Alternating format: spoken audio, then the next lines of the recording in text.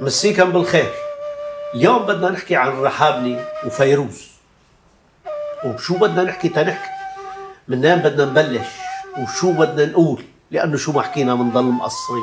لأنه الرحابني كتبوا أحلامنا قصايد ورتلتها فيروز بصوت كله قداسي. كل غنية فيها حكاية. يعني أنت بس تسمع فيروز وتكون مهموم بيجيك سلام داخلي هيك مثل ضوء النهار بعد عتمة طويلة. حكايتنا اليوم عن صبية صغيرة عاشقة. يعني إذا حبيبها بيطلب منها نجمة بتقطف له السماء وبتحط النجوم كلها بحرجه. الغنية هي بكرم اللولو.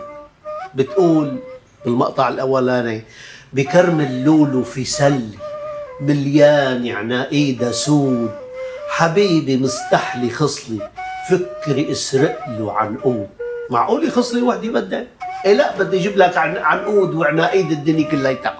ما هي خجلانة تقول له اني انا بحبك. شو بتقول له؟ اطف العنب حبي حبي الناطور مقابلك، بدي احكي لك عن حبي وفزعاني احكي لك، ريشي فوق ريشي رح اكتب لك بالريشي، وعسطح العريشي أمرية وبرود.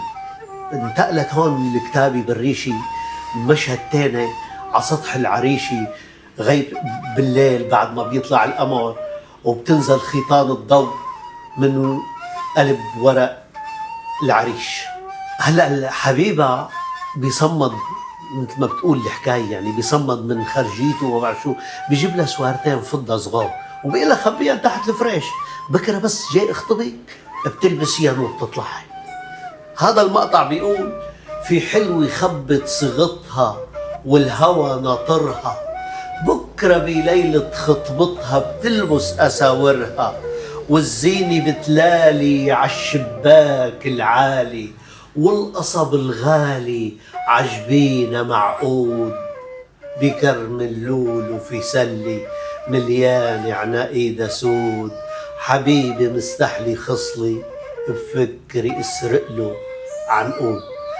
كلمات الأخوين رحباني وتلحين سبع الغنية فيلمون وهبي وصلاة وأداء فيروز.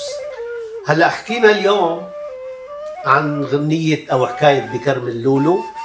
انتو شو بتحبوا تسمعوا أو نسمعكم بالفيديو اللي جاي؟ وتصبحوا على خير.